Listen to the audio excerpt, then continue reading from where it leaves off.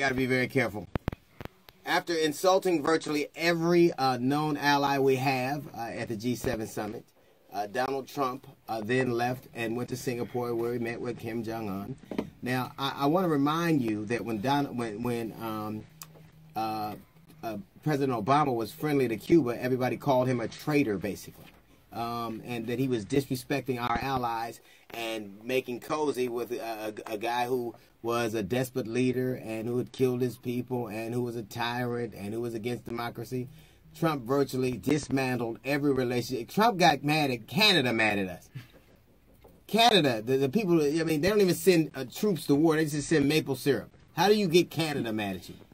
But the thing that I come away feeling is that a couple of weeks ago, we had a reality star, Kim Kardashian, supposed to be working on prison reform. So he releases one person, even though he's appointed judges and Superior Court and District Court judges that are going to make, that are going to be harder on black people, send more people to jail, making more people that are getting harsh sentences unnecessarily. So people are getting used to seeing reality stars in a position they never traditionally did. Then I saw Dennis Rodman over there in North Korea. Why is it that every black dude who has a Make America Great hat on is batshit crazy? They all have blonde hair and they're all nutty as a fruitcake. But what Trump is excellent at is pretending like he's doing something.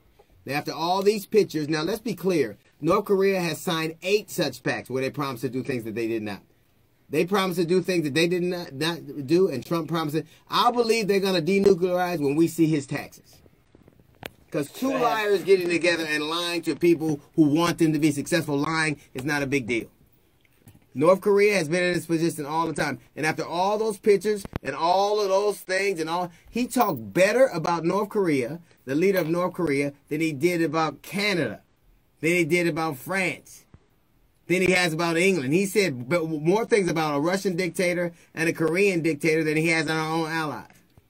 But the thing that's ironic is how we're used, because we're in America now and there are these reality stars everywhere, we're used to seeing reality stars do things. Not solving prison reform, and certainly not working on denuking the peninsula, the Korean peninsula, but we're used to seeing that.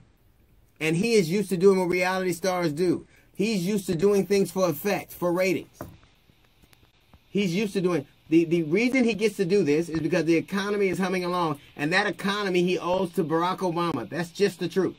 The same jobs he's creating were created at that level. Matter of fact, it was we were creating more jobs proportionally under Barack Obama than we are now.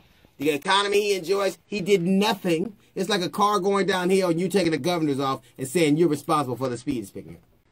That's all he's done. But because he has a great economy and because he has a fervent group of nut job supporters who support him no matter what he does and believe what he does, he's doing all these things. North Korea has been trying to get American presidents to take them seriously for 80 years. They just needed one nutty-ass white dude that was nutty enough to do it, and they got him. When Kim Jong-un comes back, he sat on the president with the United States, on the stage with the United States of America. He had as many North Korean flags as we did American flags. He got them to stop doing military exercises. He got to get Chinese to ease the sanctions. What did we get besides pictures? It's like we went to a nuclear treaty and all we got was this lousy T-shirt.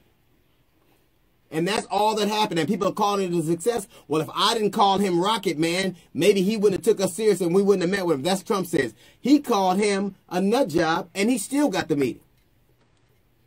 North Korea got everything they wanted out of this. And what did we get? Trump saying that he did a great job. The problem with sending a game show host to be president is that he thinks everything is just a game.